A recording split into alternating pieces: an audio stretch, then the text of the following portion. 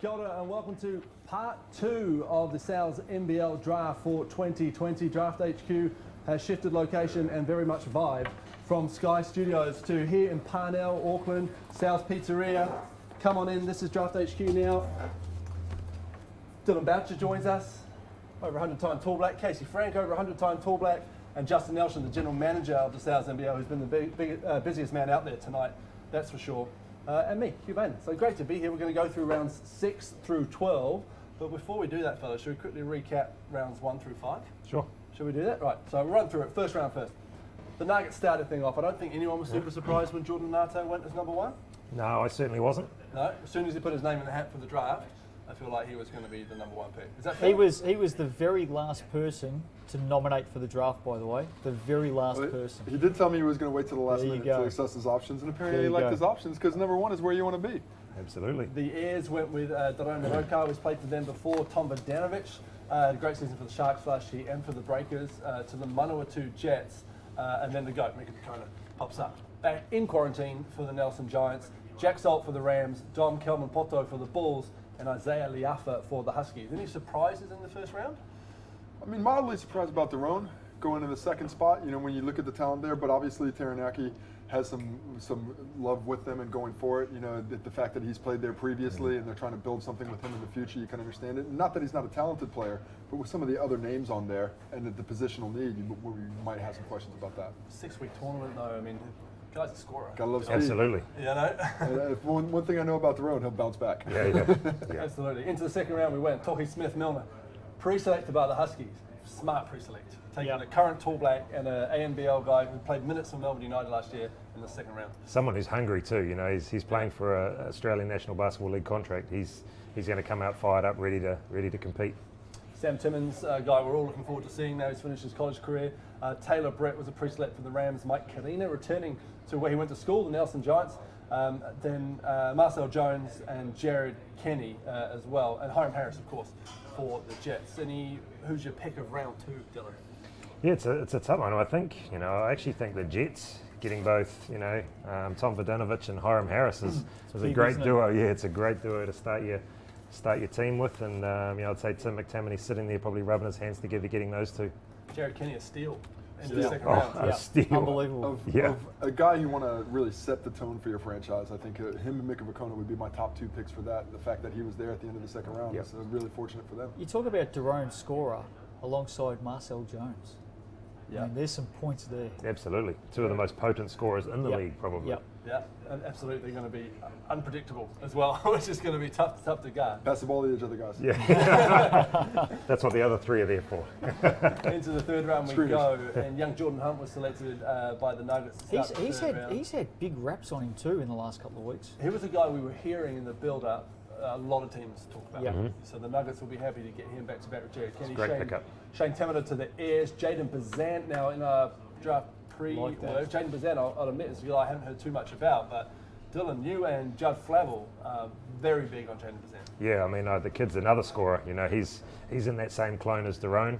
He can come out and he'll put 20 points on the board every single night if you give him the opportunity. So I'm excited to see what 4 years of college has done for him as well, and just being able to see what he can do at this next level.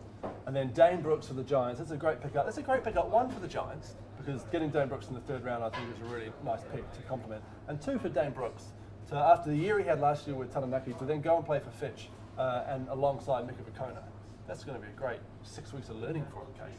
Yeah, a little crash course in basketball. I think the knowledge he'll be able to pick up from Mike Fitchett, who was one of my great teammates with the Tall Blacks, for a guy who was able to play all 5 positions as a 6-foot point guard, and to be able to impart that type of knowledge on a young player is going to be a real benefit for him. I reckon when that one went down earlier tonight, everyone automatically was like, that's a good pick.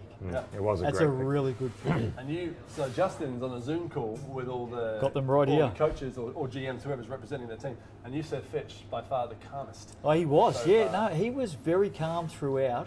A lot of experience, as you know, but just watching everything going on in front of me with all the teams right now, they're right here now, and he was very calm. come here, I texted him and said, "Oh, you'll be stoked with Dane Brooks," and he just went, "Happy." That's pretty much Fitch for you. Where are we Calm up down, to? buddy. Calm down. Yeah, the Rams pre-selected Jay Cook Green. The Bulls, Evie Bartlett, the veteran, and Leon Henry finished up the third round. Into the fourth we go, and Tane Murray, the young starlet from Rosemary High School, for the Huskies. Jackson Stubbins to the Bulls. Alex Talma pre-selected by the Rams. Tom Ingham pre-selected by the Giants. Darnay Samuel back with the Jets. Yep. Apparently shed a few kg, which will be good. He's a big man, can move.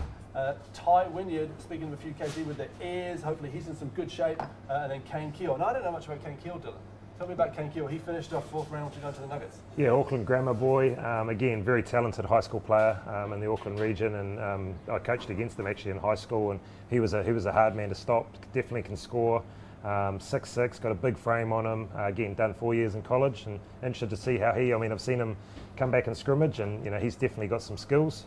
He can bang with the big boys, but he can also shoot it from the perimeter as well. So he's going to be a handful. Just back to Everard Bartlett. You look at the Bulls, Timmins, Davidson, just that experienced player, just that guy that's done it all.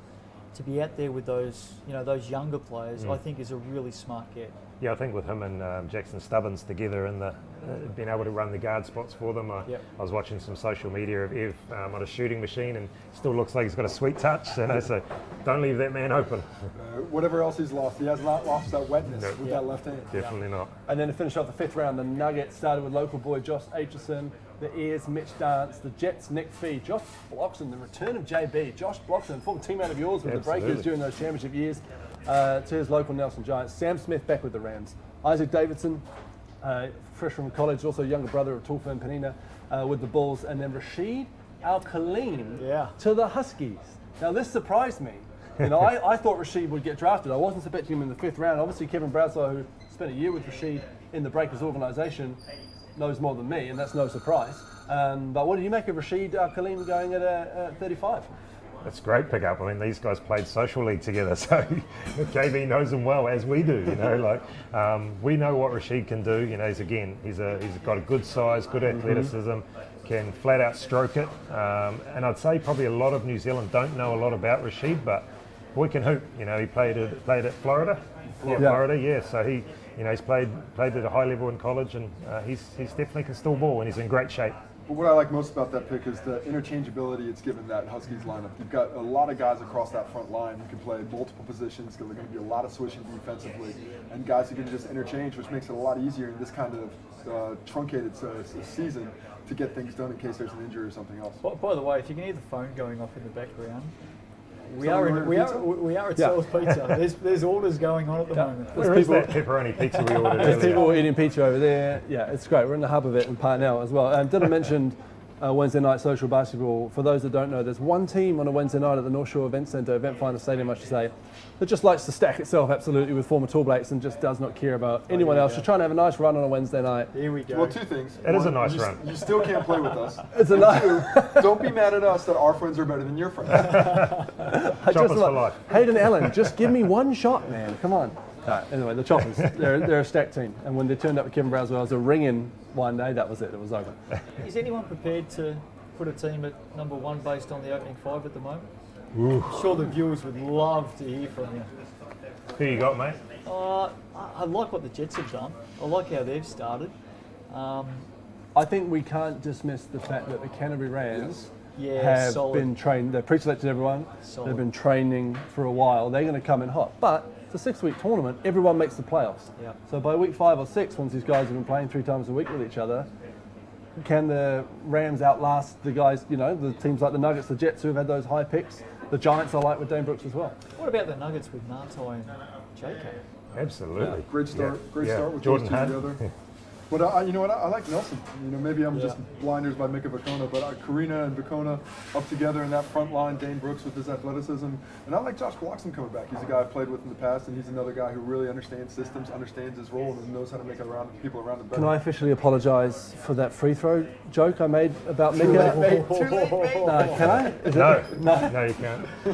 I didn't mean it, Mika, I promise. We've seen the messages since. All I can say is for the Giants, no one is getting an easy layup with Karina No. and Vekona in the paint. No one.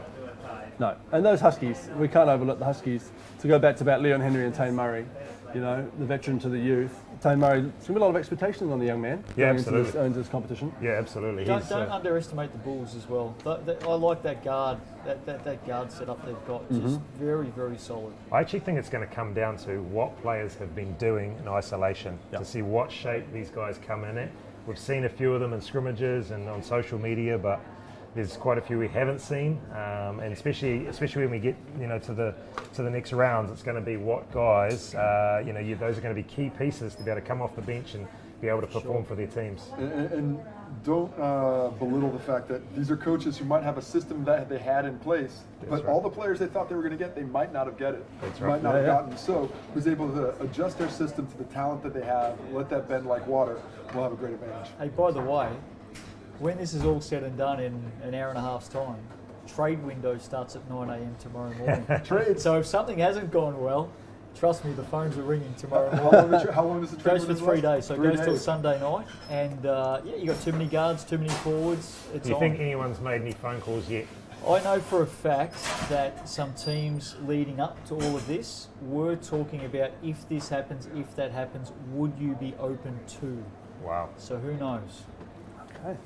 Interesting. Time. Yeah. Very interesting time. Still waiting to be picked myself. That's fine. When it comes, it Call your comes. name out. You got to put your name in the draft. When it comes, it comes. There's some big names still to come. Darcy Watergrave, Nathan Spoke to him Sparta, just before. Mark Peard. Yeah. I spoke to Darcy just before, and I continued to let him know to hang with us. He's a shoo-in for 85.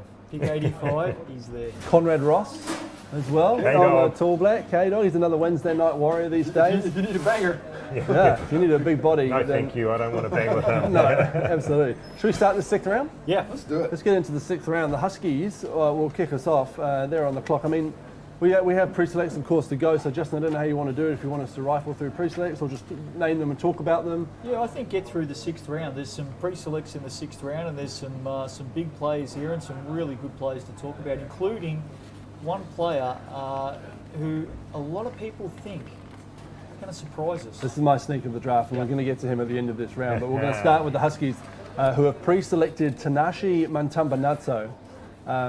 Tanashi, well known to those in the basketball community, played a lot around the Auckland scene, played for the Southern Sharks in the past.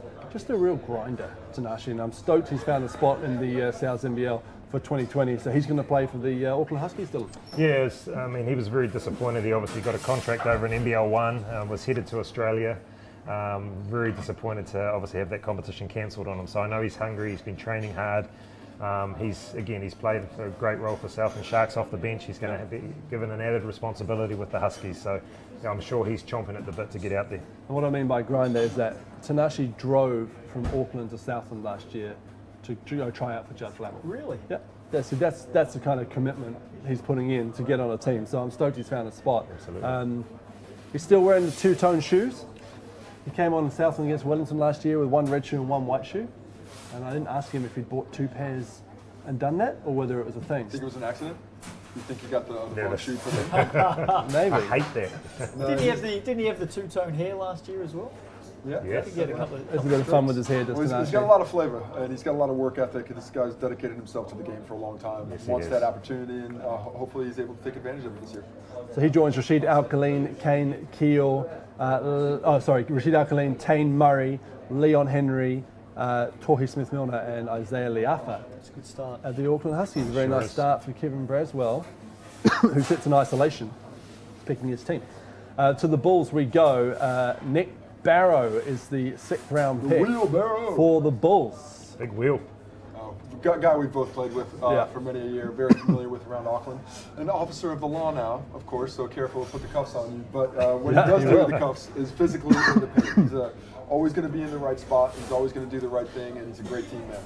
Great team, man. Yeah, I mean, I can't speak more high of the guys. Again, talk about a grinder and a grafter. He's been all over the NBL scene for a long time, but no, he's going to be. He's actually a great pickup, and I think I think he's going to be a steal at number 6. To be honest with you, You just saw that the oven was open and Is he going straight He's for the gone. pizza? Going to grab some water. for everybody. Stay professional. Grab some water. There you go. nice, fellas. I'll do that. You Hydration move on station. with the picks. All right, we're on to pick 38, the 3rd pick of the 6th round. This is another pre-select by those Canterbury Rams down in Christchurch. Toby Gillooly is the 38th pick of the Souths NBL Draft. Toby Gillooly to the Canterbury Rams. Congratulations to you, Toby. What do you expect from him? I actually like that because I think Toby missed a lot of last season injured, didn't he? He was out for a long time, so it's great to see that he's back. Not a guy I'm overly familiar with what he brings to the court, but knowing that he's had this time in the Canterbury system, I think this is one thing that they've done really well, is take the guys that they're able to build off of, and so there's that level of familiarity is going to be tough to replicate for the other teams, and something that's really going to benefit the Rams as they go into the season. Yeah, I agree. I think just having that familiarity with the coach, with the players, I think is going to play dividends for the Rams, and like you say, they've been training already. Once we've got down to level 1, they've been obviously training as a team. I think being able to keep that core group together is going to be really beneficial in this tournament or this league. It does feel like a wee bit of a tournament. I guess from a playing point of view, you two can answer this better than me, but 6 weeks, bang, is it going to feel more like tournament play, do you think, than league play? Even though it's scheduled and it's structured like a league. Is it going to feel like a league or a tournament play? Easy way. Yeah. No, I mean, it is pretty tight in there, and it's all like that, but with that many games, it's not really tournament-like. If it's over, if you're talking about a week long, but over 6 weeks, 2 to 3 games a week, that's a lot of games. That's a season. It's a lot of wear and tear on the body. Absolutely. We're midway through the 6th round here from Draft HQ at Sal's Pizzeria in Parnell. As you can see, Casey's working very hard with his pen over there. What are you running down there? Just trying to write down the picks, man. I'm trying to put together so I can see what the teams look like. You didn't bring a pen. Oh, here we go. Here we go. Wow. Just a couple of seconds here as we get a bit of Zara in here. Come on in. Thank you very much. Look at that. What do we got here? Oh, the half and half. Oh, yeah, got to Half love and it. half action. Lovely. Thank you. Thank you so much. Thank you very much. That is... Wow. Oh. So do we have to keep talking about the draft? Yeah. No, I think going back to your question about tournament versus being a league, I think the advantage these guys have got is staying at Sky City. So I think the first week it's going to feel like a tournament, and then I think you're right. I think 3 games, and then their bodies are going to be a little bit tight. I think those physio tables are going to be a little bit busier. I think it's going to start feeling like a league really quickly, and especially when the coaches try and slip some trainings in between those games. And will they? I think it's, Will you? Yeah. Will they, Justin? You're talking to him. Well, I tell you before, when Mika Vicona in the earlier show was talking about with you about talking about training and so on, not doing a lot of it. I had Mike Fitchett right here in front of me on the camera, and I won't go into what Mike was doing at the time. I want to see Mike Fitchett tell Mika Vicona to train. I want to see it. The next time Matt Fitch makes Mika do something will be the first time. Speaking of the Giants, let's go to the Giants in their 6th round pick, and they have pre-selected Nick Trayton. So the Giants are local lads, so Nick Trayton returning to the Nelson Giants with a 39th pick in the 6th round, Dylan. Yeah, again, another local lad. Again, one of those guys who knows Fitch well. Sorry, mate, you all right? You just keep talking. Yeah. And local lad knows Fitch well, knows the system well, and will come in and be able to contribute for his team. Yeah, much like what the Rams are doing, Fitch bringing out all this experience, guys are familiar with the system, familiar with the other players, will help build things along as they go. Pepperoni for me. Oh, nice. No, you've done well.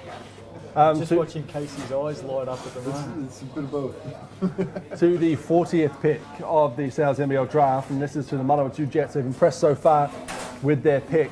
And they have pre-selected Palmerston North Boys High School's finest, Hayes Walker, returning to the Jets. Good local lad, good pickup, loyal to the Jets, Jets loyal to him, so happy to see him back in the green and white. Yeah, I think he had a great season for the Jets last year, and again, just like the guys we've just talked about, just adds that solid familiarity to the roster. He came and played some good minutes for them last season, and I think again he'll be ready with no imports, and Manawatu relied heavily on imports in the past. These guys will get a chance to step up and play a bigger role for their team. Yeah, that's it exactly. I think Hayes got an opportunity to start, get a lot of playing time last year for a team that probably was a step behind talent-wise with everybody else, with the youth that they were going with. Well, this year it's going to be interesting to see him play with the likes of Tommy V, of Hiram Harris. The talent has lifted up, and will his game lift up with it? Will he be able to take that next step in his journey as a player? So I went to, as I said earlier, I went to the Manawatu trials. Did you mention that again? How many times has he told you this story? Where'd you go? Palmy Dice. It's Palmy Dice, and pre-COVID obviously, and I have a very limited game. I think that's fair to say. I played against both of you two before, as you'll remember. Never will. Casey, when I dropped 25 on you. And for the first hour or two... Did you guys lose by 40 that game? It's not a team game. The first hour of the trials, Tim McChamley just let us all play, like in fives, and we just rotated. I did nothing but sit in the lane, is all I really know how to do. Sit in the lane, back to basket. And Hayes was on my team the whole time. He didn't say anything. He was great. He fed me the ball, whatever, it was great. But then we went and sat down with the coach, Tim McChamley, and he was just like, last thing I want to see anyone do is touch the lane. Don't go in the lane. If you're in the lane and the floor is lava and all that. And I was like, Hayes, you could have told me. It's like, nah, man, you're enjoying yourself. Did he actually say the floor is lava? That's how I heard it. I don't think he did, but that's how it resonated to me. I was like, that's awesome if he used that. That's how it resonated to me. That's what my kids say at home. Yeah. And I'll just cross Tim off my future coaches list. So don't lead the paint. Yeah, so I didn't really fit the system, and Hayes was nice enough not to say anything to me. To the Airs we go, and a famous basketball name coming our way, pre-selected with the 41st pick of the draft, Francis Mulvihill by the Taranaki Airs. Well, not really a home province because you're an Auckland man now, but you grew up in New Plymouth. So the Airs taking Francis Mulvihill, Dill. Yeah, don't know a lot about Francis, I'll be honest. Famous name though. Yeah, Frank famous Mulvihill, name, Frankie Mulvihill, obviously, one of the legends, I guess, of the NBL. His time in Wellington. I've got a few championships to his name. But yeah, I don't know a lot about Francis, but I imagine if he's anything like Frankie is, he'd be a tough player, uncompromising, and we'll have no problem going and mixing it up in there. And even the fact that one of the things that I really like about the draft and what I'm finding out is this next generation of talent. Absolutely. Guys who might not have had that opportunity to be featured are going to get that opportunity to be featured now. And here's a guy, like we say, not super familiar with, but this is your opportunity to go out there, prove your worth, and get your name known. You guys are folders when you eat your pizza, or? Oh, with New York style. We had that always. debate tonight. Always, You're a hard always New York folder. style. You're folding as well. Folder? Yeah. Kind of like, is that count as a folder or a scoop, or I don't do that? I mean, it's still a little bit rounded on the end. I'm worried you're going to drop something out into your computer. I'm a professional, Matt. Now, some big news, by the way. I've just had a message come through. We're about to end the sixth round, but I can officially say, and how good is this given what we've been through in the last 2 months?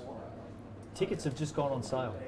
How about Tickets Wow. to the Selves NBL Awesome. have just gone on sale, and I'm pretty sure they're going to bring those details up on screen for you now, where you can get them, ticketferry.com. How good is that fans are going to be able to go back?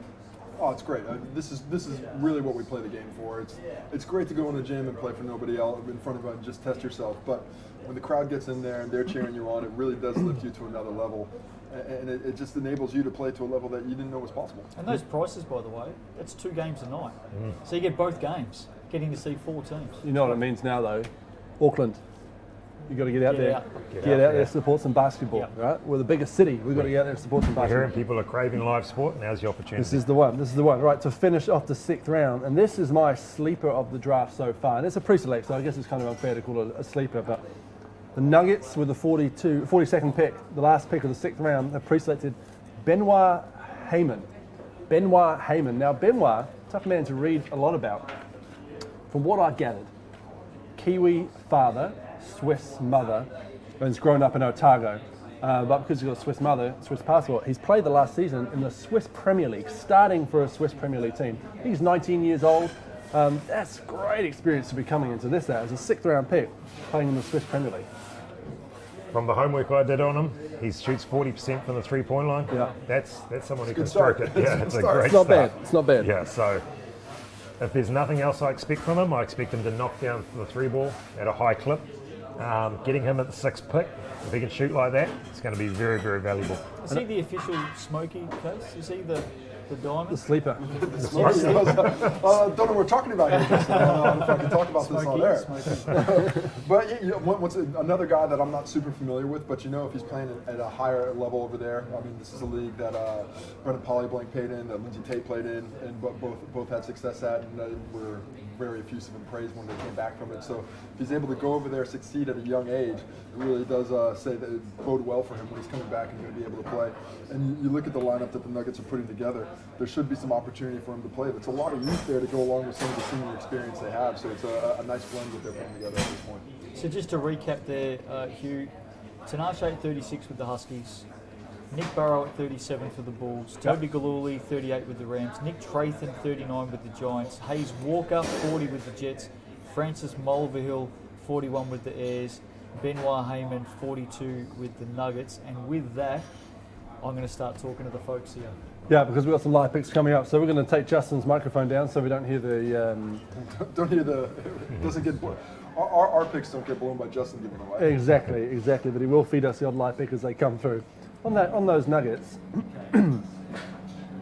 I thought, and I'll be honest, I thought Jared Kenny was going to be the number one pick, leading into this. And, I knew Jordan Nato would be up there, but I thought the Nuggets take a veteran point guard, good start for them.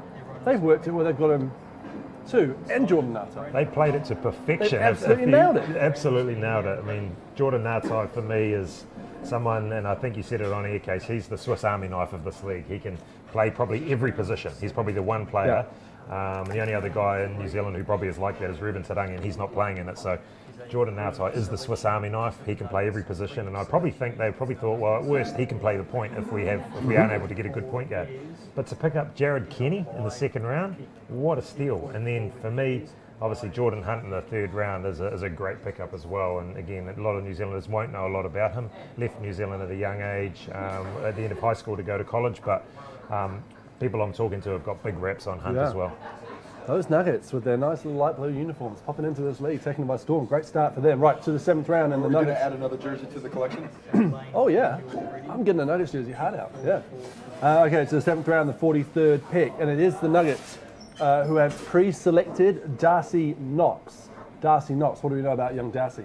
Darcy's one of those, he's a local kid, so obviously local product. Someone who, again, can score, can shoot the ball. He's a quick guard.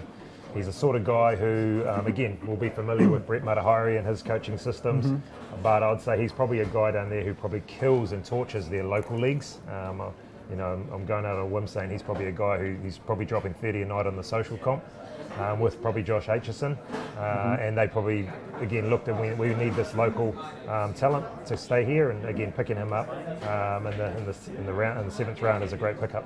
And don't underestimate the value of having a guy like Jared Kenny come down and mentor these guys. When you're looking at Otago's trying to build something for the future, if Jared Kenny's going to be able to be part of that moving forward from here, well, either way, he's able to impart some of that knowledge to that next generation of point guard coming up, and that certainly has a lot of value in and of itself. Especially that level of professionalism that these tall black players, that are these veterans of the league have, and someone like Jared Kenny, always in great shape, always ready to compete. He plays both ends of the floor. Great hairstyle. Great hairstyle. I hope that doesn't flow over to the young guys. I hope it does. Actually, I hope it does. You're right. Actually, I hope it does. They can do it, Jake. Yeah, a bit of colour. Bit of colour. The 44th picks of the Airs have been on the clock, the Taranaki Airs, and the picks in is Justin. Yeah, it is. The Airs with pick 44 have selected Kenneth Tuffen. Kenneth Tuffen is the 44th pick for the Taranaki Airs. Kenneth Tuffen. I don't know anything about Kenneth Tuffen. I don't. He's not a name that's crossed my path in this thing. So.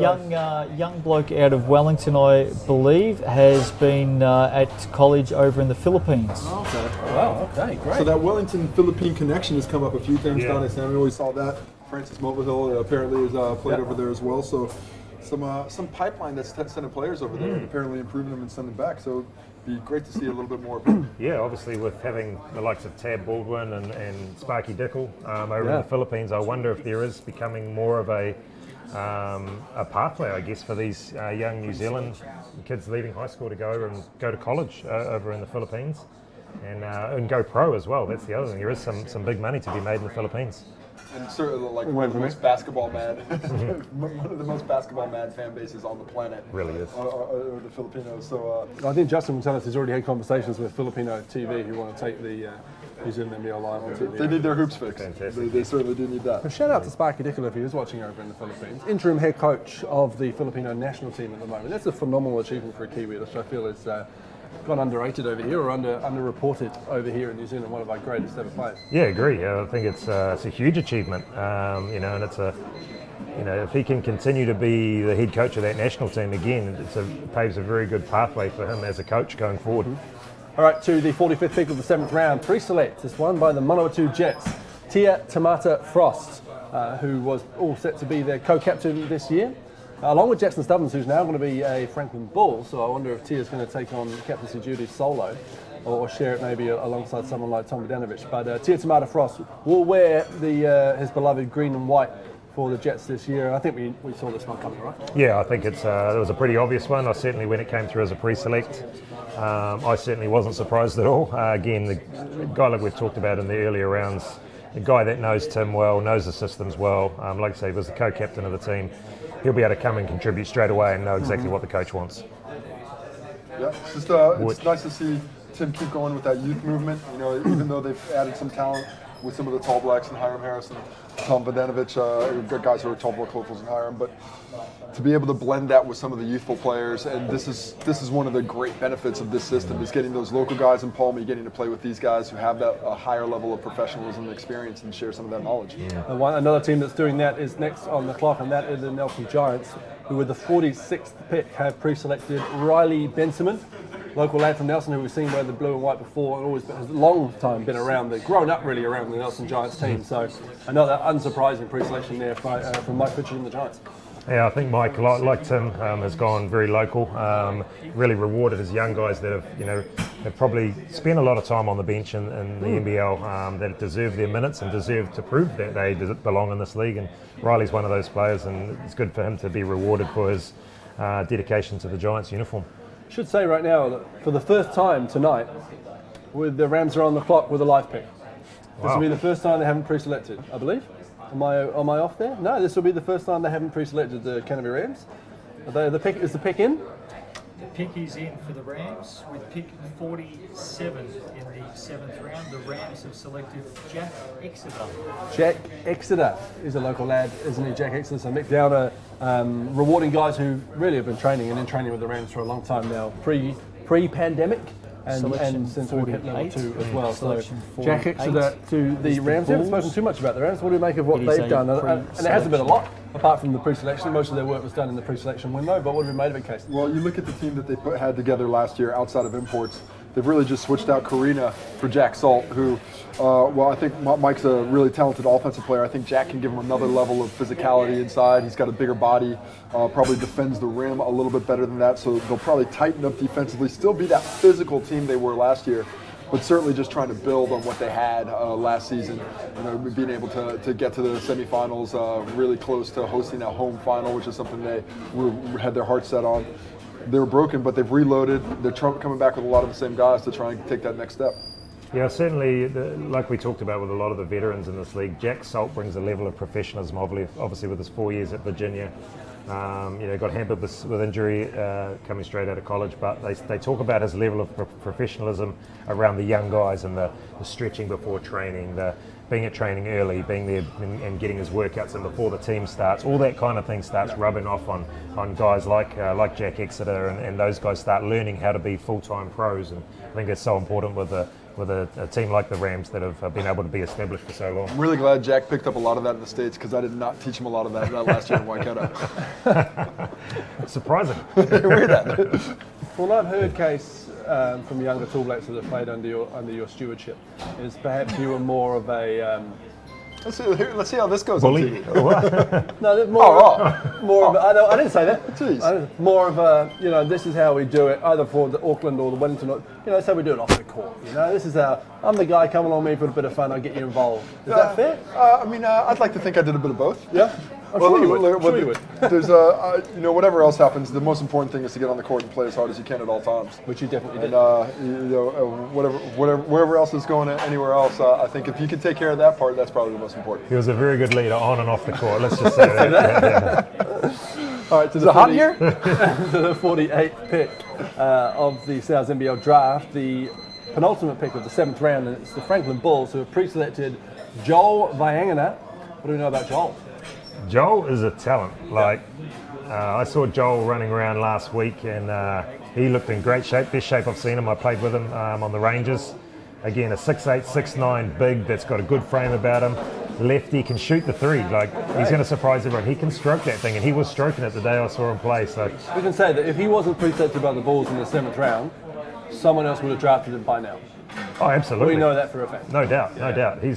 It gives, again, more size to the Bulls. I think he's a great pickup at number 7. I would have Again, he's another one who was, I think, going to play SBL over in Perth. Again, got cut short because of COVID. So again, lucky guy that we're lucky are back on our shores. Big team. So you've got Joel Lang in there, you've got Nick Barrow, who I'm still bruised from the last time I played him, and that was about a year ago. You've got Isaac Davison, he's not small, you know, he's not going to be one of the biggest, but he's not small at all, big for a guard. Obviously you've got Dom Poto, and you've got Sam Timmins. That is a big team. A lot of wood in there, which is, it's interesting. We were talking to Liam Simmons, the coach, before the season. He was talking about wanting to put together a team that would get up and down, let the three ball fly. Now you look at this team, a bit bigger. There's still some of that shooting talent in there, but possibly changing that strategy a bit to work with what he's ended up with after the draft. Yeah, I guess Joel is probably a really good piece of the puzzle. He can play that stretch four spot where you can pick and pop and have your Barrow and your Timmins really banging inside. And I know they want to have Dom playing on the perimeter as well as being able to bang inside. So it's going to be great seeing the evolution of Dom being able to stretch his game to the perimeter this season. Speaking of evolution, I saw that draft photo. He looks like he lost about 15 kgs. He looks great. Looking in shape, young man. It's great to see. Great to see. I'm just putting out on Twitter if anyone has any questions for Casey or Dylan or Justin. Tweet them on Twitter. Just reply to my tweet I'm putting out now. I actually think, these last couple of rounds that we've been talking about, there's been some really good pickups. Again, guys that are either loyal to their teams, have veterans of their teams, or guys that are going to add crucial pieces. I mean, let's face it, in today's day and age, teams don't go super deep. Although I think in this league, being 3 games a week, there will be a bit more depth used on the bench. Oh yeah. So these 6th, 7th and 8th spots are really, really crucial spots on teams to be able to not just come in and rest starters, but come in and actually make a contribution to the team. All right, to the final pick of the 7th round, the 49th pick of the South's NBL Draft. The Huskies have pre-selected Anahaku. Hawks. And the Huskies are now on the clock to start the 8th round. So Anahaku, another one, as you'll tell, well-known basketball personality on the Auckland scene. Yeah, Anna's a guy that I've played with in social leagues for a long time, and obviously coming up against him in the NBL, he's played at Hawke's Bay, he's played a lot of places. But he's got a great work rate. He's a physical player. He's always got a nose for the ball, especially on those offensive rebounds. And another guy similar in size to Toby, to Leon. Looking for a team you're going to see a lot of switching right now. They don't have that big. They don't have that true big that some of the other teams have put together.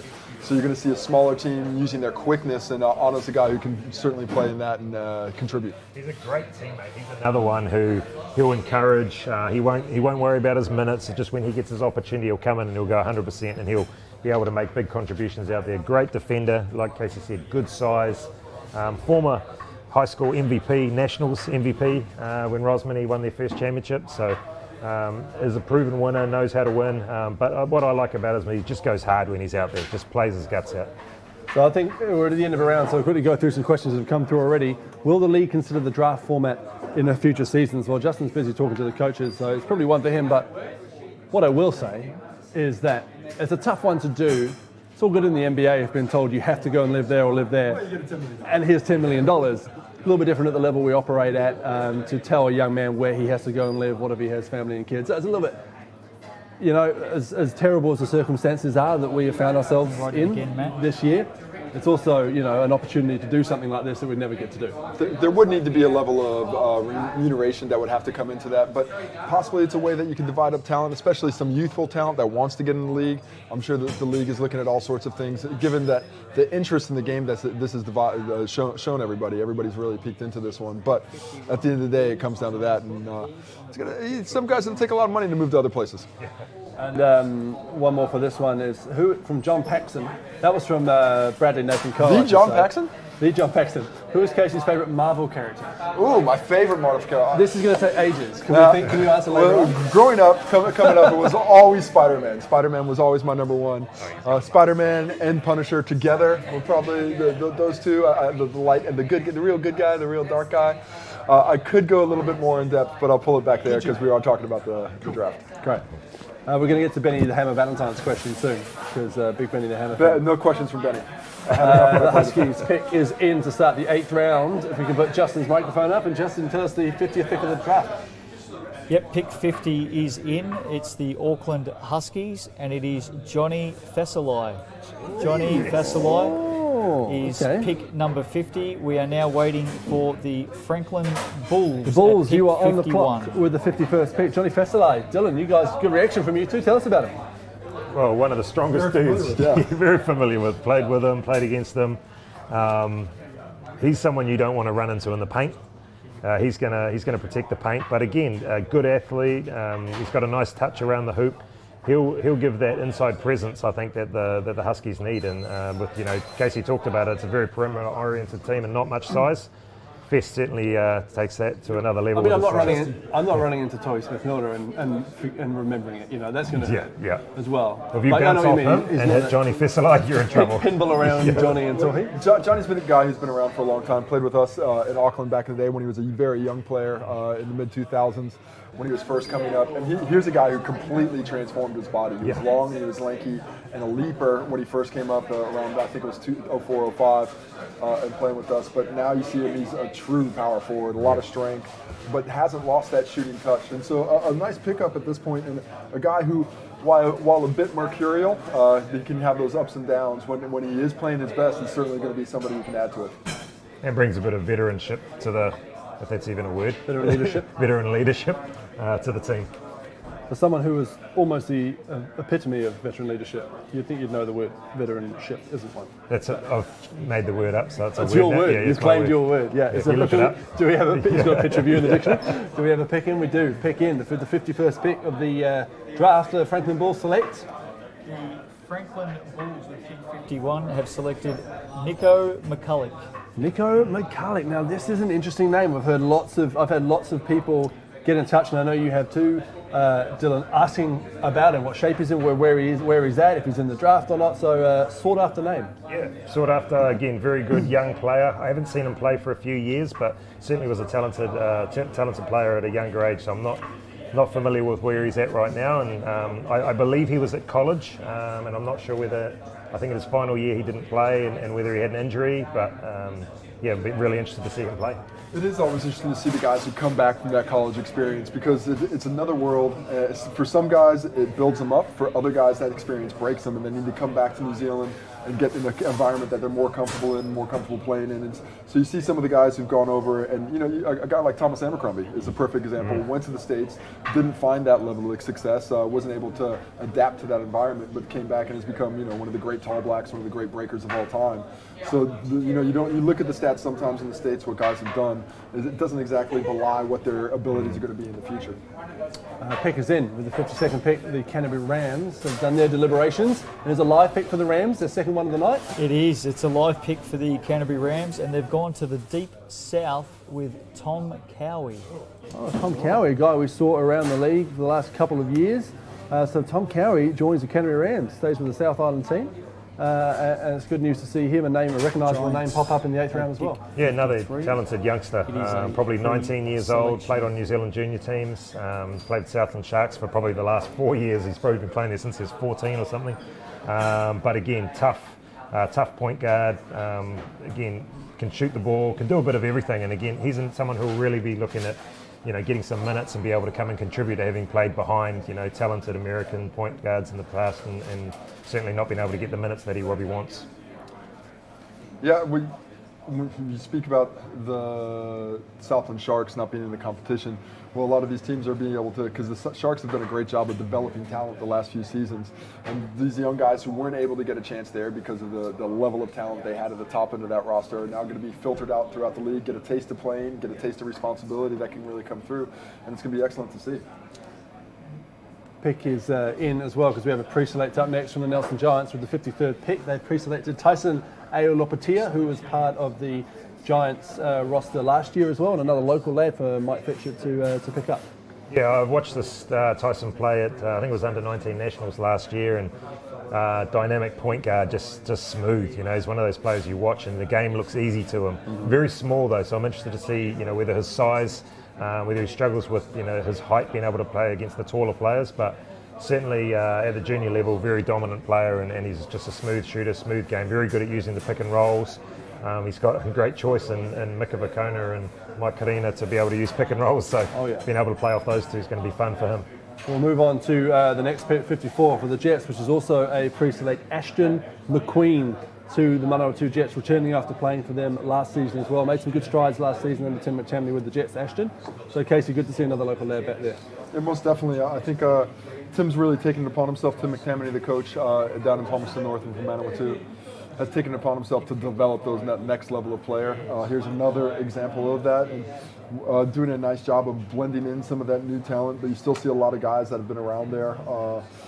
Don't see that real big that they have just yet, so it's going to be interesting to see how they pick that one up. Yeah. So the kind of Shane Timmer role last year. Yeah.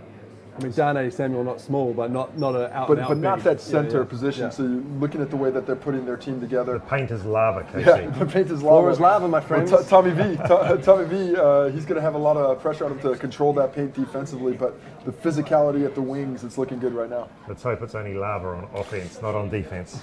Yeah, true. The Airs are on the clock and they're still deliberating. Are they, General Manager Mr. Nelson? They are indeed. Taranaki Mountaineers looking to add to Kenneth Tuffin, who was their 7th round pick, Francis Mulvihill, their 6th, Mitch Dance, their 5th. We haven't spoken too much about Mitch Dance yet. Ty Wynyard, their 4th.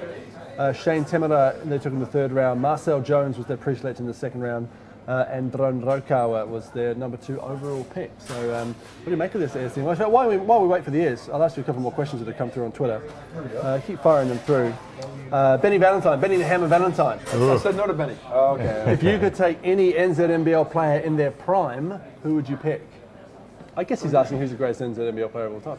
Yeah, I mean, Carey. let's see.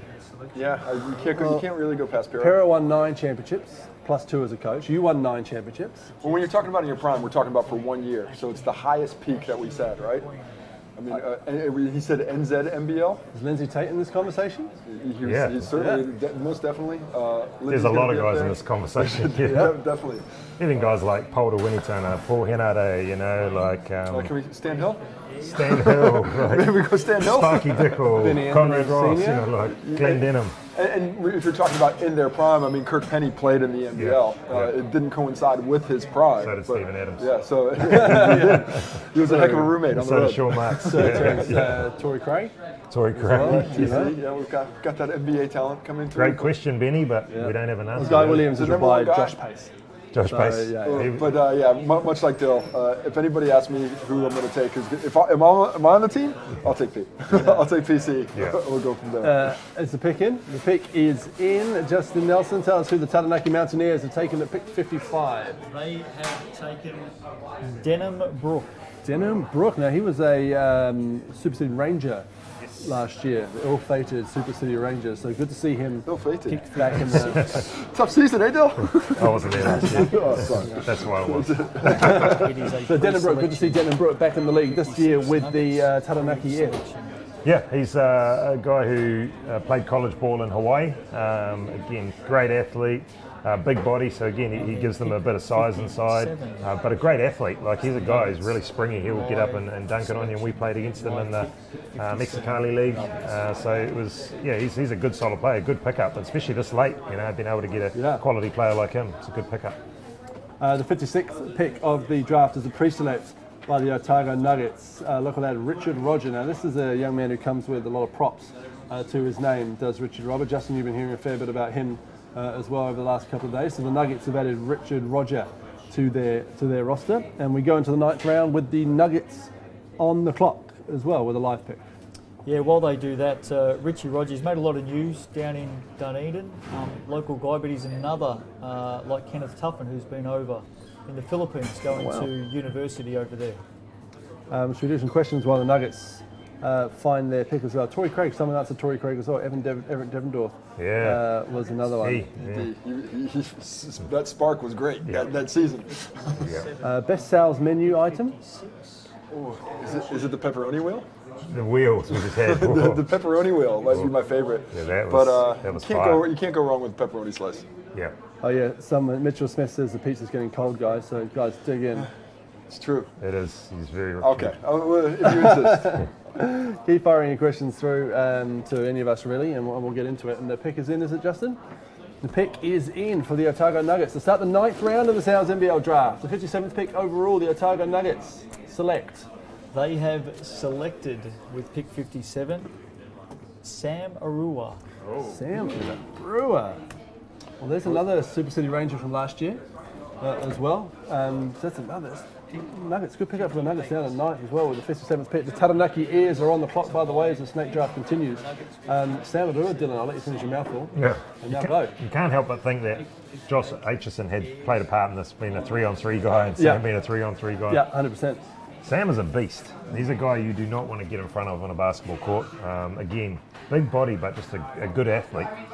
Certainly strong, can rebound, and a surprising athlete for a guy his size. So he's a guy who's probably an undersized big, but can play on the perimeter because he's got that strong, quick feet, rip, but also strong enough to be able to bang inside and take up some room in the paint. Yeah, interesting. The mixes of these teams are coming together really nicely. This is probably one of the younger teams. You got that veteran leadership in Jared Kenny and Jordan Itai, but after that, a lot of youth there, and it's for the old guys, those 2 and 3 games a week can be pretty difficult. So to have some of these young teams could be beneficial, especially as the season drags along a little bit. Pick is in with the 58th pick, the second pick of the 9th round. The Taranaki Airs, Justin Nelson, have made their pick. Well, there's been some big news, breaking news, because the Jets have pick 59. They have heard tonight that their favourite son has New Zealand citizenship. Yes. And they want to know if you're available. Well, it depends what the money's like, Tim. We've had, that. We're on non-paid spots now. Yeah, well, they're going to struggle then, aren't they? Pick 58. The Airs have gone with Will Heather. Will Heather at pick 58 for the Steelformers Airs. Another big body, is it, Dylan? Mm-hmm. Sorry, mate. Are you talking about his big body after his pizzas? I definitely will. No, Will's a former Roz mini boy. Was on the second championship, I think, or first championship, the Matt Lacey era. 60. Rosmini team won. Again, big body, 61. Nice silky smooth touch, but another one who can shoot from the perimeter. Has been plagued with injury for a lot of his career, so if he's healthy, he's actually going to be a really good pickup. Again, we'll be able to rebound with the best of them, but also shoot threes as well. It's very similar to Joel, and being able to stretch the floor. So another big for the Airs. That's good. The Airs roster's coming together quite nicely. Mm-hmm. It is quite nicely for Doug Courtney there, who's the interim coach for the Taranaki Airs this year, to the 59th pick in the Manawatu Jets with a pre-select. Matangare Hipango has been pre-selected by Tim Tamney, and the Manawatu Jets in the 59th spot. So he'll go along with Ashton McQueen, Tia Tamata Frost, Hayes Walker, Nick Fee, Dane Samuel, Jaden Bazant, Hiram Harris, and Tom Vodanovich for the Green and Whites, the Jets. So I noticed, despite the talk, that Matangane's been picked over me. Well, I mean, maybe if you would have gone for one run during the lockdown. Just one. True. We weren't allowed out. I took lockdown very literally. That was not the way it went. I think it was between yourself and Matangane. Yeah, let's just say Matangane would definitely have everyone in New Zealand's vote. Wow. Okay. That's just saying. Even his wife's? Probably. Possibly, sorry. Great. Not probably. I'll take it. To the 60th pick in the Nelson Giants, pre-selected Zeb Lovell here, another local guy for the Giants. Kind of completes their middle of the draft pre-selections before a couple of live draft picks coming up for Mike Fitchett and the Giants. So he's going to have to put the beer down at the Giants draft party and get back on the clock soon as we head into the 10th round. But Zeb Lovell will suit up for the Giants this year. To the 61st pick and another pre-select, this one for the Canterbury Rams, Tom Webley for the Rams, and there's a name you know, Dill. Yeah, again, watched him at secondary school nationals last year. Here's a guy who dropped 50 in a game last year. He had a couple of 20 rebound games, I think. He's a big body. I'm interested to see when you get guys like this who are at high school level, big strong boys that are able to manhandle these boys, then they get to come up against men to see if they can transfer their game and make it the same. I'm sure he's had plenty of practice against Jack Salt at training, and I'm sure Jack Salt is not the same as throwing around a young high school kid. And I'd say, again, him being able to learn off Jack for this short season is probably going to be really valuable before he goes off to his college and completes 4 years of college. The Bulls are on the clock, so as we wait for their pick. Okay, so give us your rule over the Rams roster so far. Well, You know, I think I keep reiterating the same point with them, but it's the consistency of bringing back guys who are available and known to the system, known commodities to Coach McDonough. He knows exactly what he's going to get. They're going to hit the ground running, and they're going to be excellent in that respect. You know, some of the youth down there I'm not as familiar with in terms of the talent and what they bring to the table, but hearing about the size that's coming through with the veterans that they have, they look to be in good shape. This is kind of, we're starting to see the fruits of the Sparky Dickel era, these guys that he handpicked at a young age and kind of helped develop, and obviously Mick Down has come in and taken their development as well and continued it on. But again, you're seeing these young guys who have really developed under a guy with a real passion in Sparky Dickel, and being able to convince these guys that if they train hard enough, they'll become basketball top players. And a lot of these kids are getting ready to go off to have 4 years in college, so I'm really interested to see how they go, and then watching their careers kind of throughout college and then when they come back. The Rams model is a good one as well, of course, and it's really where I'd like to see all our regions get to. Some are already there, but you know, Mick Downer is a full-time coach and basketball development officer in the Canterbury region. That's great. That's awesome. You know, he's not just popping in for the winter and coaching and then having to leave, and you know, it's where we would love to see the rest of the regions get to, I think, just personally anyway. And it seems like the last couple of years we've seen a lot more of these basketball academies pop up, and certainly some of those have been led by very talented people.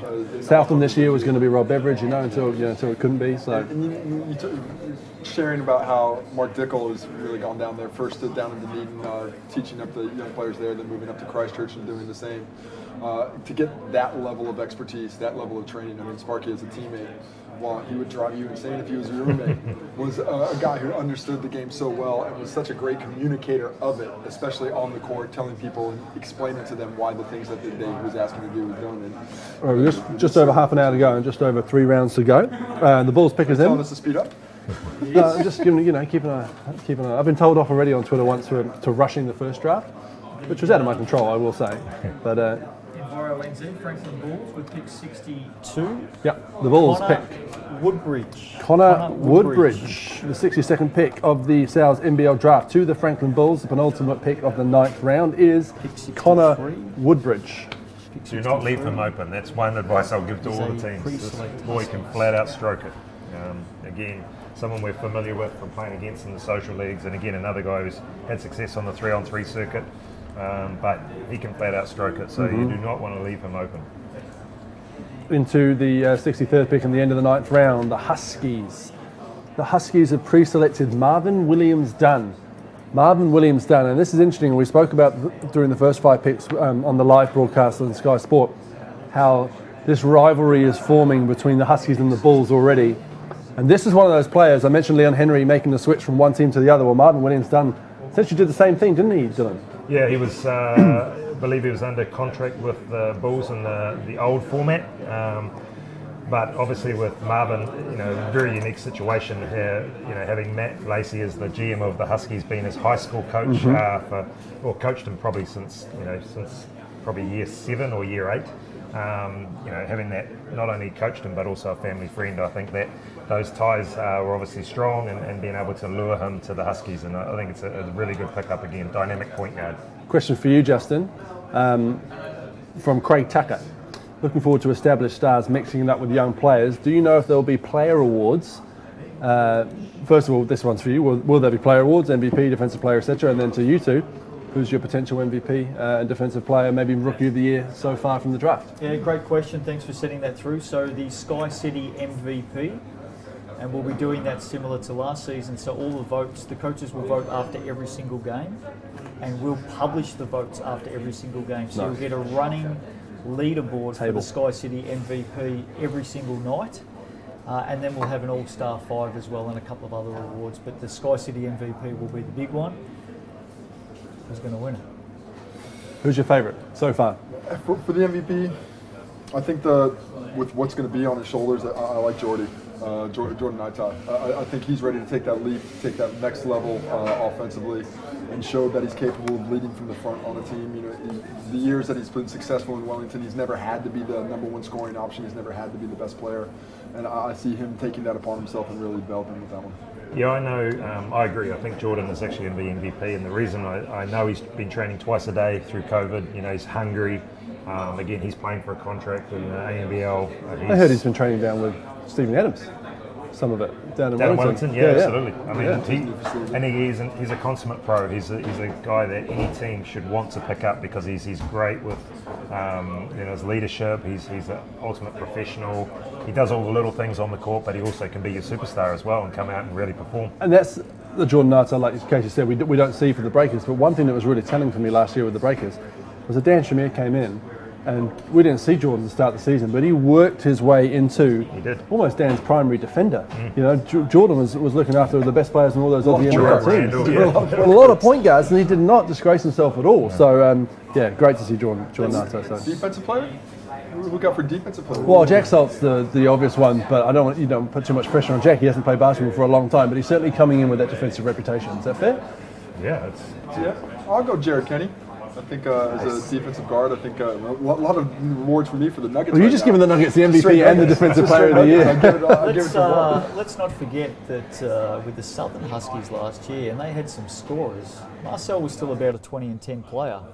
He was So indeed. just keep an eye out for Marcel with the Airs. Oh, I think there's a bunch of guys that are really going to be putting there. I mean, don't write off Hiram Harris, Tom Vodonovich. Tommy's another one. I think very similar to Jordan. He's ready to take that next step and lead from the front as well and show what he's capable of. And then probably in the same conversation, but also in the rookie conversation, you look at the guys like your Izzy Liafa, your Joe Cook Green, your Jaden Bazance, your Sam Timmons, your Jack Saltz. These guys all got really good, 4 years in college have got a really good opportunity to come in and really show what they've learned over these last 4 years, and certainly one of them will win Rookie of the Year, but they may even be in the same conversation for MVP. Has that ever been done? Okay, so you're a three-time New Zealand NBL All-Star 5 recipient. You won actually Kiwi MVP a lot behind once you switched to becoming a Kiwi. After that, you won Kiwi MVP in 2003, Dylan. And Finals MVP in 2005. Three-time NBL All-Star 5. And you won the Australian NBL Best Defensive Player. Yes. The year before the first Breakers Championship. Like literally, do you remember any of that? Because I did not. You don't remember me getting it? No, or your myself. When you came on courtside, I remember all your stuff. I remember all my accolades. You forgot you won a championship with the Brisbane Bullets. I did. Okay. No, I mean, Casey's right. I mean, those accolades are great, but I'm sure all these guys we're talking about in conversations will take a championship over any personal accolades. Yeah. Yeah, I believe one of those MVPs I lost in the finals. Oh, wow. So, yeah. The Kiwi That's MVP impressive, lost in the final. Yeah. Okay, to the 10th round we go with the Huskies pre-selected another former Super City Ranger here, and Jalen Geran with the 64th pick of the round. Jalen Geran, Casey? Yeah, Jalen's a guy who's been around and went to the college system in the States, didn't work out for him there, and he's come back. He struggled to find his position in the team, but if he could get his fitness up to where he needs to be, I think he's another guy who understands the game really well. If he could lose a couple of kilos, he could get that quickness back, and as a 10th round pick, he's a guy who understands the game. When you see like Isaiah Liafa is going to probably be their starting point guard, he's got a physicality similar to Isaiah, so he could possibly be in that same mold and look for some playing time in that backup spot. Yeah, he's someone who's come out of COVID looking better. I mean, he's great mates with Jack Salt, and I know, they're just working out of the gym together. I know Jalen even approached me when Jack went back to Canterbury saying, I'm needing someone to work me out, are you available? So I know he's hungry. So I think, again, giving him an opportunity on court, he's in great shape. I think he wants to prove to everyone that he deserves to be in this league permanently. To the 65th pick, where the Franklin Bulls have a pre-select, and they pre-selected Joe Reddish. Joe Reddish is the 65th pick of the South's NBL Draft of the Franklin Bulls. Now he's played minutes in this league before for Taranaki, I believe. Mm-hmm. And also there's a bit of a brotherly connection there as well. Brother of the Franklin Bulls general manager, Jamie Reddish. Mm-hmm. So teaming up with his brother to start the Franklin... Nepotism, eh? To start the Franklin era off in Franklin. So that's good news for Joe Reddish, because he's a coach as well. I know he runs a coaching program as well, right? So. Yeah, absolutely. He's... again, he's a guy that, every time I would go out to Franklin, he was in the gym putting up shots. He's a guy who wants it. He's a gym rat. He's if he gets given some opportunity on court, again, don't leave him open, because he can shoot the ball as well as he's had experience in the league, like you say, with the Mountaineers. So he'll come in with probably a chip on his shoulder, knowing that he's probably, got a lot more experience than some of the guys playing. So the 66th pick with the Canterbury Rams, an interesting pre-select here, Mac Stoddard for the Rams. We talked about big bodies already. This guy's got a big body. He's a big body, a big guy that can shoot. He can step out and knock down the 3-ball, but a good athlete. Very good junior, played in the junior teams, New Zealand junior teams. Another product of Canterbury and their development program down there, and again, great to see them recruiting their local guys and filling those spots. Yeah, just looking for that consistency, and you know, when it comes down to it, success is a habit. This is a bunch of guys who worked on forming those habits last year, and will look to continue to do so. Another guy will be off to college after this New Zealand NBL season, Sal's NBL season. We'll talk amongst yourselves. No, I wanted to get your opinion on. So, what has been your favorite slice of the day here? Buffalo chicken. Although those little pepperoni wheels. Those little pepperoni wheels are great. Well, I'm actually eyeing up the Ben and Jerry's. Pepperoni wheels. Oh yes, Ben and Jerry's have come. You're going to have to roll us out of here. Yeah, those pepperoni wheels. Get out of this booth. Slice of heaven. Right, we're getting a thumbs up from the boss. So the Giants with the 67th pick. It's a live pick. They've been on the clock and they have made their selection. Yeah, they have. Mike Fitchett's been very, very busy.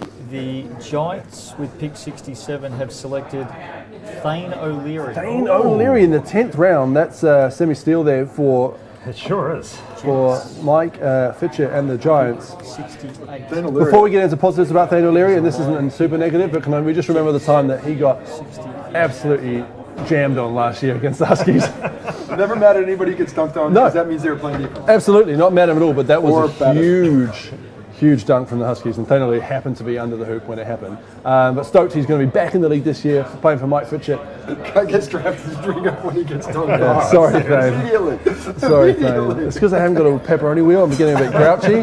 No, but great to see Thane O'Leary back in the lead deal.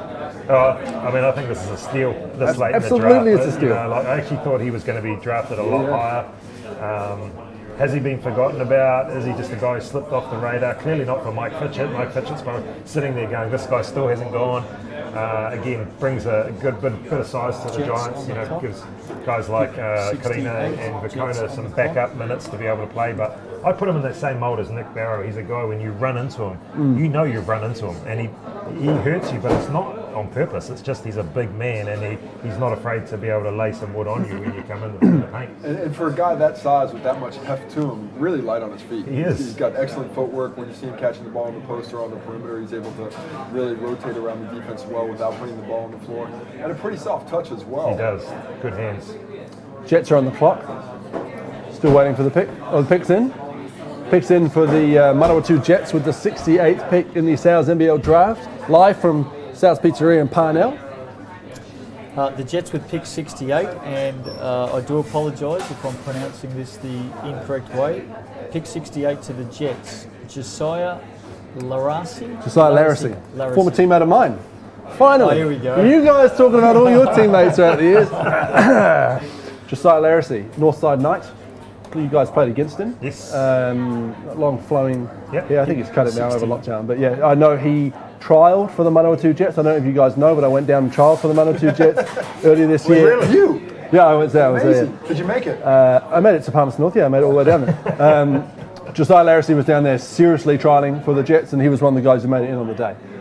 So it turned up, wasn't unknown to the coaches, and made it in purely on that day. He worked super hard with his basketball to try and get into this league. He's been knocking on the door for a year or two, and then he comes. So I'm stoked, absolutely stoked for Josiah. Well done, Joss. Yeah, he's a good athlete, kind of unorthodox in his style of play, but he can play. He can definitely play. To the 70th pick and the final pick of the 10th round, and then we'll do a few more questions. The Nuggets are on the clock. The penultimate pick. Taking picks away. The most famous name in the draft as well, the Taranaki Airs with the 69th pick have pre-selected Oscar Robertson. We saw, speaking of flowing hair, we saw Oscar Robertson last year play for the Airs. That is a set of hair. He played some big minutes for the Airs last year. I remember calling a game down in Wellington between the Airs and when the Airs turned up to Wellington and really surprised the Saints. You know, he kept it really close the whole game. Oscar Robertson had a great game along with Dane Brooks that day. Nice athlete. He moves extremely well. Was he that was, off the top of my head, triple jump champion in New Zealand? I can't remember exactly. Not sure. I think it might have been. Yeah. He's in age groups, but excellent athlete. Probably wants to get a little bit bigger to play the position he does or improve that skill set. But nice to see him back to Taranaki. and get an opportunity to build on the season and the success that he had last year. Yeah, I'm curious to see. He's been away at college for 1 year, maybe got interrupted, but I certainly know he was trying to get off to college, and it'd be interesting to see if he's been and come back. He's a tough man to Google.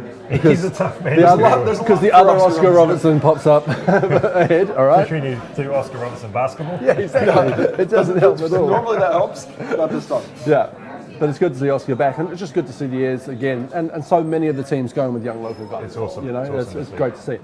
Okay, the Nuggets are on the clock. Justin, do we have a pick? Waiting for the Nuggets. The Otago Nuggets. Pick 70. Brent Metahari still making his pick, which is the final pick of the 10th round. While we wait, questions coming in. Mitchell Smith. Which teams are lacking a legitimate big so far? Now, this was a while ago, Mitch, so I apologise. They might have been drafted since, but...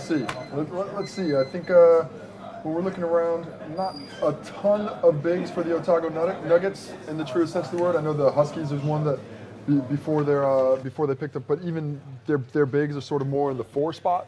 But I think for the Huskies, it's for both these teams, I think it's rather purposeful. They look like teams that want to go in a little bit quicker. The Bulls, a lot of wood there. Not bigs for the Jets either. But again, Tim wants to play that fast-paced style of game. Floor is lava. Floor is lava. You can't have bigs if you don't want them in the middle. That's awesome. That's a great one. You can't pick them up and then tell them not to go where they want to go. It might be a Zico Coronel line. I don't want to attribute it to Tim. I know those two are close anyway, so I'm sure they share it, but the more I think about it, the more it might be a Zico line. But it's definitely applicable to what Tim is doing. Is this fake news? No, it's not fake. Where is my pepperoni? Did you ask for a pepperoni? Is it coming? Here it is, right there, on cue. Just here. Just go like this, it comes. Just bring it in. Bring it in. Here it is. Oh, thank you very much. Look at that little slice of heaven. Thank you very much. Circle it. It's even got the little parmesan. It's not cold. No, just let that cool down out there. Right in your mouth. Come on, let's go. Stay away, Boucher. I know what you... Well, you put it in front. Social distancing. The Nuggets. Would you eat that if I licked it? Done it before, do it again, don't. The Nuggets are in with the 70th pick, the final pick of the 10th round. Yeah. You can't hear all this lot on here either, so they're having a good time as well with draft parties going on everywhere around the teams. Oh, nice. Good. Pick 70 for the Nuggets is Akiva McBurney Griffin. Akiva McBurney Griffin, pick 70 for the Nuggets, and they also have the next pick coming up. The Nuggets are on the clock with the 71st pick. Akiva McBurney Griffin. Yeah, I think he is still in high school in the Hamilton area. So they've gone out of the south. Yeah, absolutely. Nice. Yeah. Again, probably someone they know well through age group tournaments. A big body, a good athlete. Played New Zealand junior level. Don't know a heap about his game. I've seen him hanging from the hoops at junior tournaments, so he's definitely an athlete. But it'll give them some size as well as being able to get up and down as well. And a lot of young bigs for the Nuggets right now. So they've got a lot of youth in there. It'd be interesting to see how that goes against some of the more veteran-laden teams, or even the teams that have younger players with more experience. You got to remember that for teams like the Nuggets and the Bulls, and you're in a unique position where they can actually get guys in for the future. Come play with us, have a good time up in this Auckland league, and then next year, when we're more established and we're back home in front of a home crowd, come back and play for us. Come to Otago Continue what we Uni. started. Exactly. Come to Otago University, 100%. Yeah, it's always something when Otago was in the league consistently before they're coming back this year. It's something I wondered why they didn't try and do. Go after the young players, get them into the university so they can get that university experience, get that degree while they're still playing at a young level, and get to play basketball at a high level. I think that's certainly an area that they should look into if they're trying to Just the Otago Uni nightlife mesh with. We've seen some young guys going in the Rob Tuilagi, Stacey Lambert, that certainly meshed well in the uni lifestyle, and were able to come and perform for the Otago Nuggets. It was always a fun trip. Picks in with the 71st pick to kick off the Let's talk more about 11th the Otago Nightlife. round. The Nuggets select Justin Nelson. Don't forget, by the way, tickets have gone on sale. Fans are back from June 23. Tickets have gone on sale. Where do they go to buy tickets? Ticketferry.com, I believe it's called. It's up on the screen right here. Right now. There probably. you go. So yeah, crowds are coming back. How good is that? $20 for an adult, $5 for a kid under 12. 2 games a night, so you get to see both. Pretty cool. Trust Stadium, which is awesome when they get a good crowd in. Easy to get to, easy to park out as well. Yep. So yeah, Auckland, All get the out and preliminary support. rounds, pick the games, buy your tickets right now. Jump on board. What are we up to? 71st pick, the first pick in round 11, the Otago Nuggets on the clock. It is the Nuggets, yeah, and they have picked, and I saw this young man last year at the secondary school nationals. You and I saw this young man running around. Goes by the name of Jack Andrew. Ah, yeah. Jack Andrew going to Big the Jack Nuggets. Andrew. I like that pick. You're going for Casey's job there, Dylan. Big Jack Andrew, a bit of broadcast voice on there, that was good. Yeah. Anyone on Sky listening? Just don't touch it. The producer literally just walked up. I saved my best line after that left. Big Jack Andrew. But once again, getting some of that youth going in there. Nice to see these guys. I mean, it's been many years where it's been difficult for those guys to go straight from schoolboys into the NBL and have an opportunity. You know, it's been many a year where there's a lot of talent up there. I'm sure that will come back next year. But in the meantime, more youth putting their hands up and trying to go and take advantage of the situation. I remember sitting at Otago at the stadium down there watching under-19 nationals with Dob Tuolave actually, and we were sitting watching this kid play, and Dob was down there looking for talent for the Stephen Adams High School Invitational, and this kid played himself into a spot in the Stephen Adams High School Invitational. So it's awesome to see him being rewarded again straight from that and into an NBL role. 14 minutes to go, 13 picks to go. So we better rifle through these. Bang, bang, bang. Pre-select for the Taranaki Airs with the 72nd pick, a young man with lots of props to his name, Carlin Davidson for the Airs. I've heard some really good things, I know Justin has too, about young Carlin Davidson. The Airs are big on him, so that's going to be great. The 73rd pick, the Manawatu Jets, Tom Power. Tom Power, son of Nick Power, who played for the Jets for a long time, and those who played basketball around the Central North Island. Nick Power was head coach at Palmy Boys for a while, and then St. Peter's College and Hamilton. Drop another Boys Palmy as well. reference. Mate, if I've got the knowledge, I've got the knowledge. I'm not going to hide it away, you know. So Tom Power, son of Nick Power, he's a big lad. He played for the Hamilton Boys High School team as well in 6th and 7th form, I think. And then so now we're on to the Nelson Giants, who are on the clock with the 74th pick, Michael Fitchett. Busy. At the Wakatu. Is that where he's at today? That's where he's at. 2 picks for the Giants left. Is it too late to pick Michael Fitchett and Phil Jones? It's not too late to pick Phil Jones. He's not in the draft. Still not too late to pick. I think we'd probably let him in, wouldn't we? No, the pick is in for the Nelson Giants, the 74th pick. 4th pick of the 11th round, Justin. And the Giants have scooped up a couple of players tonight with their picks, and I think they've done it again with pick 74 to the Giants, Theo Johnson. Oh, so they've gone Thane O'Leary to Theo Johnson in the 10th and 11th round. I'll tell you what, Mike Fitchett will be wrapped right now. 2 guys who have played in this league and played minutes in this league as well. That is a great pickup. Like, obviously, had a great season. I think it was 2 seasons ago, and maybe even last season. I think he got injured, but Rosemary College alumni. Again, I actually had the privilege of coaching Theo. I mentioned Palmy Boys twice. I think I've mentioned it. It's like the 9th time he's mentioned Rosemary. Well, at least he coached there. That's right. I coached the under-16C cricket team. I can't help it if some of the talented players come from Rosemary College. That was my argument. Don't. Anyway, go on. Theo Johnson. To be fair, it might be all the other times you mentioned Palmy to me, and are probably that. reacting on a daily basis. That's different and fair. Nah, great pickup by Fitch.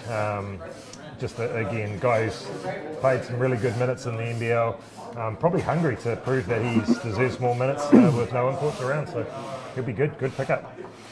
I was trying to subtly ask you some water, Justin, but I couldn't do it, so I'm just going to get some water off you there. Tapping on the glass might work at home, mate. That doesn't work around here.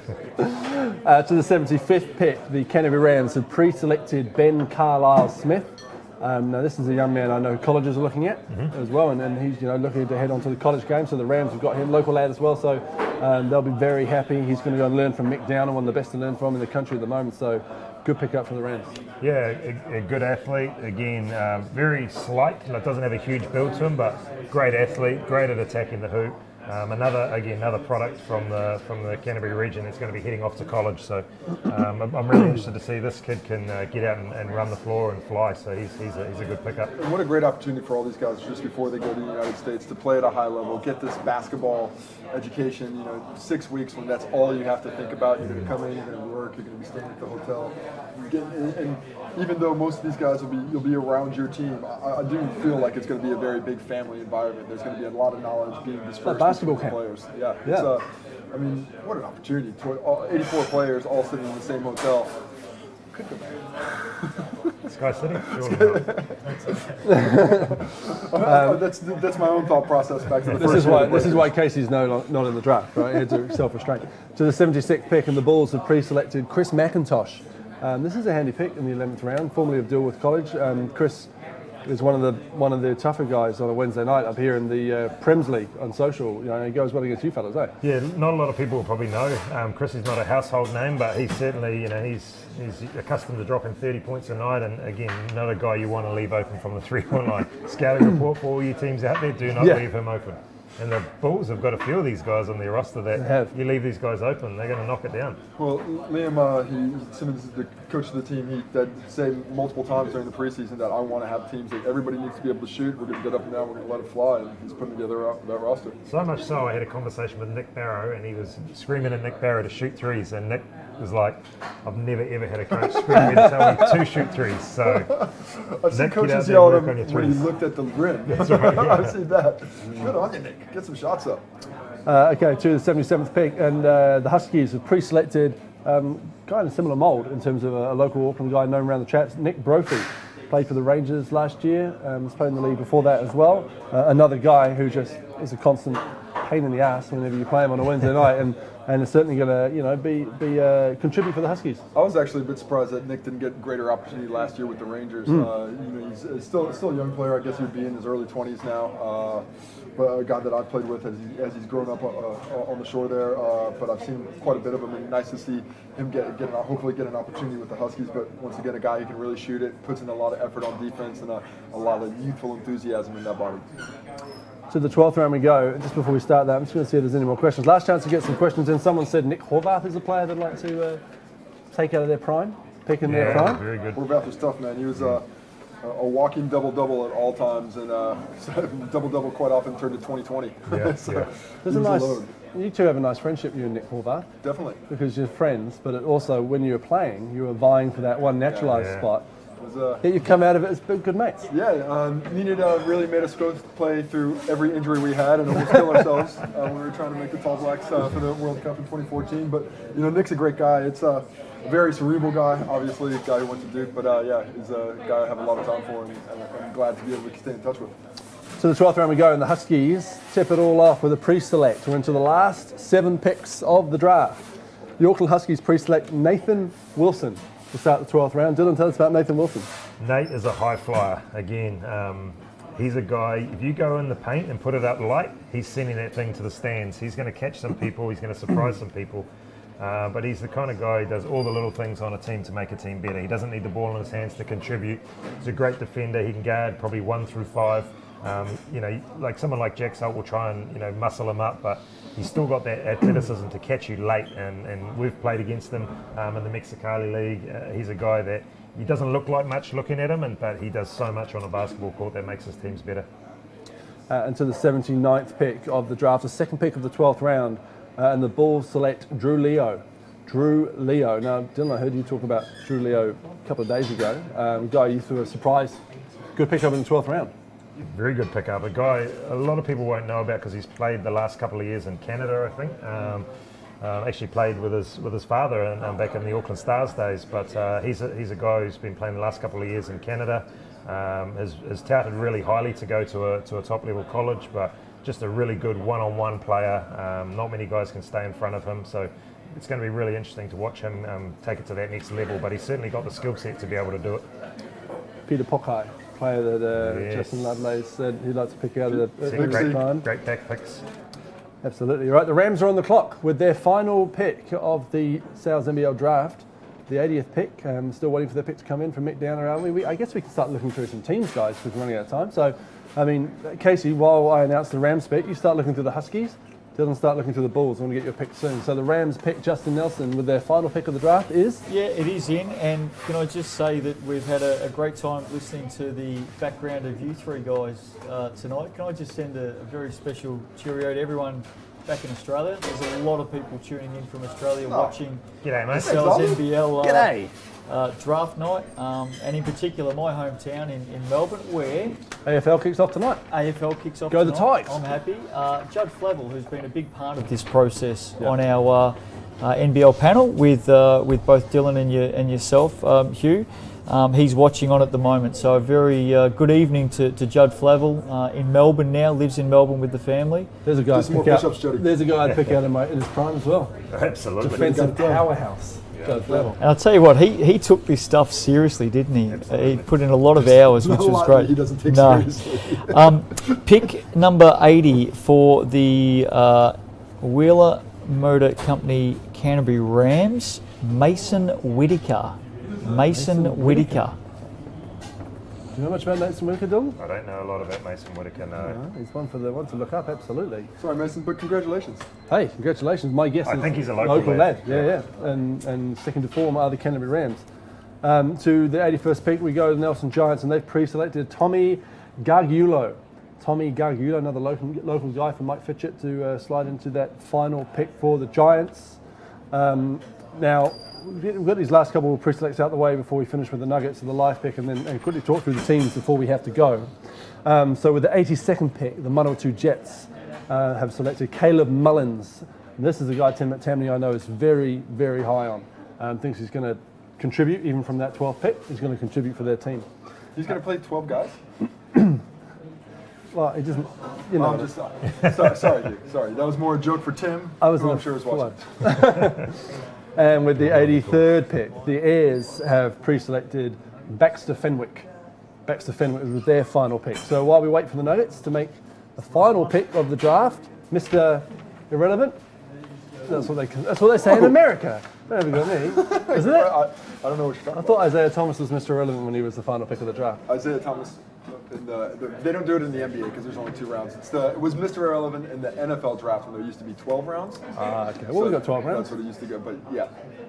It's 12 rounds with 32 teams though. It's also very disrespectful the more I think about it, so I apologise to whoever's about to get picked. Well, the thing was they used to give him a car and give him like $50,000 for being the last pick. So you got that sorted out, Justin? Can we get a Sal's large pizza? Well, Nuggets head coach Brent Malahari is on the line right now. I've got the coaches here, and he's opened the last slot to one of you 3 guys. He wants to see you fight over a couple of pizzas right now. And see that. As in, like, we get to football, as in we the get fight to I put play. over this pizza might be more than the fight I put over basketball. Fight over this wheel here. Rightio, I do have it. Okay. First of all, to everybody who's been involved in this process, thank you. It's been amazing to have basketball being spoken about so widely during a pretty ordinary time for a lot of people right around the world. We had to do something different. We had to come up with something creative in order for the league to get up and get going again. The 83 guys that we've announced so far have really supported and sacrificed, our officials, our referees, volunteers, staff, so many people. I think the most important message from the league is we wouldn't be doing this if it wasn't for the people in New Zealand. They're the ones that have eradicated this virus. They're the ones that have done the hard yards, and we wouldn't be here today having some fun with Sal's Pizza and putting this draft on if it wasn't for the people in New Zealand. So well done. We hope to see you from June 23. Get out and support the teams. Tickets on sale. And with that, player number 84 headed to the Nuggets from the 450 odd names. Matthew Bardsley is player number 84. Congratulations to Matthew. Congratulations to you, Matthew, and the Otago Nuggets. Guys, we've got 2 minutes. Let's go through these teams. Casey, who have you got for me? In terms of? Huskies. Do you want to say the full players? Is this what we're Yeah, doing? go through them all. Huskies very quickly. Got Isaiah Liafa, Toy Smith-Milner, Leon Henry, Tane Murray, Rashid El-Kamin, Tanashi Montamazatso, apologies, Onahaku, Johnny Fesalai, Marvin Williams Dunn, Jalen Garan, Nick Brophy, and Nathan Wilson. Who have you got? Bulls. So we've got Dom Kelman-Poto, Sam Timmins, Everard Bartlett, Jackson Stubbins, Isaac Davidson, Big Nick Wheelbarrow, Joel Viangina, Nico Mcculloch, Connor Woodbridge, Joe Reddish, Chris McIntosh, and Drew Leo. Casey's right. Drew Leo, nice pickup at the 12th spot. Very nice. Yeah, he can do it. Otago Nuggets. The Otago Nuggets, we have Jordan Naitai, number 1 pick. Number 1. Jordy. Jared Yeah. Kenny, Jordan Hunt, Kane Keel, Josh Atkinson, Benoit Heyman, Darcy Knox, Richard Rogers, Sam Arua, Akiva, this is my writing so hard. McBurney Griffin. McBurney Griffin, You Jack know Andrews, things aren't and going well when you Marvin can't read your own writing. This is why I read the picks. Go ahead. Who else we got now? Canterbury Rams. Toby Gillooly, Jack Exeter, Tom Cowley, Tom Webley, Max Stoddard, Ben Carlisle-Smith, and Mason Whitaker for the Rams to go with Jack Salt, Taylor Britt, Joe Cook Green, Alex Talma, and Sam Smith, who were the top 5 picks. Nelson Giants? Nelson Giants, Mikavakona, Mike Karina, got that one wrong. Dave Brooks, Tom Ingham, Josh Bloxham, Nick Drayton, Riley Benjamin, Tyson, Ailey Just how it's spelled. Tyson. Patia, Yeah. Well, I Zed did spell Lovell, it. Wayne O'Leary, Theo Johnson, and Tom Gargulio. Yeah, nice. We've got the Taranaki Mountaineers. We've got the Ron Ruakawa. Marcel Jones, the number 2 pick. Shane Tamura there in the 3rd. Ty Wynyard picking up in the 4th round. Mitch Dance. Francis Mulvihill. Kenneth Tuffin. Denham Brook. Will Heather. Oscar Robertson. Carlin Davidson. Colin Davidson. Davidson. Yeah, this week. And Baxter Fenwick. Nice. And the mighty number 2 Jets. Tom Vodanovich, Hiram Harris, Jaden Bazant, Darnay Samuel, Nick Fee, Hayes Walker, Tia Tamata Frost, Ashton McQueen, Matangare Hepango, Josiah Laracy, Tom Power, and Caleb Mullins. It's everyone. That's everyone. That's absolutely everyone. Hey, thanks 84 everyone guys. for joining us. From Jordan Natai all the way down to Matthew Barsley. Absolute delight to be with here at South Pizza in Parnell. I'm going to finish with a nice cheesy walk over to the staff here and give them a big thanks. Cheesy is a pun because of the pizza. Big thanks for looking after us tonight. Really appreciate it. Get down to your local South Pizza because if you support them, you're supporting basketball here in Aotearoa. See you on June 23rd, Trust Stadium, Waitakere.